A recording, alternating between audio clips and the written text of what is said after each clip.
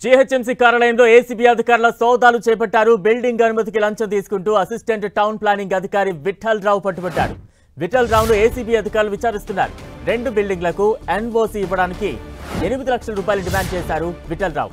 మొదటి విడతలో 4 లక్షల రూపాయలు తీసుకున్న విఠల్ రావు మరో 4 లక్షలు ఇస్తేనే ఎన్ఓసీ ఇస్తారని చెప్పాడు.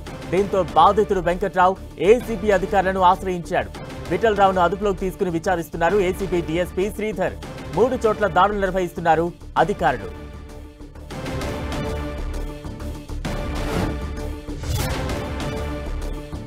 ఏసీబీ దాడులపై మరింత అప్డేట్స్ అందించేందుకు మా ప్రతినిధి సునీల్ సిద్ధంగా ఉన్నారు. సునీల్, సికింద్రాబాద్ జీహెచ్ఎంసీ జోనల్ కార్యాలయంలో ఏసీబీ అధికారులు దాడులు నిర్వహించారు.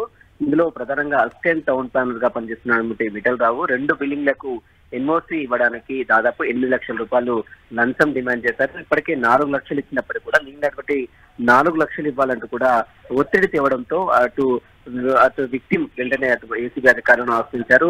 ఇక ఈ రోజు 4 లక్షలు ఇస్తున్న నేపథ్యంలో ఏసీబీ అధికారులకు సమాచారం ఇచ్చిన నేపథ్యంలో ప్రస్తుతం విఠల్ రావుపై ఏసీబీ అధికారులు ఏకకాలంలో దాడులు చేశారు. ప్రస్తుతం సికింద్రాబాద్ జోనల్ కార్యాలయంతో పాటు అతని నివాసాలు, తన కుటుంబ సభ్యుల నివాసాలను కూడా ఏసీబీ అధికారులు అయితే దాడులు కొనసాగిస్తున్నారు. మొత్తం ఈ రోజు సాయంత్రం వరకు కూడా ఈ దాడులు కొనసాగే అవకాశం ఉంది. ప్రస్తుతం విఠల్ రావును జీహెచ్ఎంసీ సికింద్రాబాద్ జోనల్ కార్యాలయంలో జీహెచ్ఎంసీ కార్యాలయంలో అతన్ని ఛాంబర్ లో కావచ్చు, అతని యొక్క కార్యాలయంలో కూడా ఏసీబీ అధికారులు దాడులు నిర్వహిస్తారు. ప్రస్తుతం శ్రీధర్ డిఎస్పీ శ్రీధర్ నేతృత్వంలో ఈ దాడులు కొనసాగుతున్నాయి. మరి కాసేపులోనే విఠల్ రావుని అరెస్ట్ చేసి నాంపల్లి ఏసీబీ కోర్టులో కూడా ప్రొడ్యూస్ చేసి జ్యుడిషియల్ రిమాండ్ కూడా తరలించే అవకాశం ఉంది.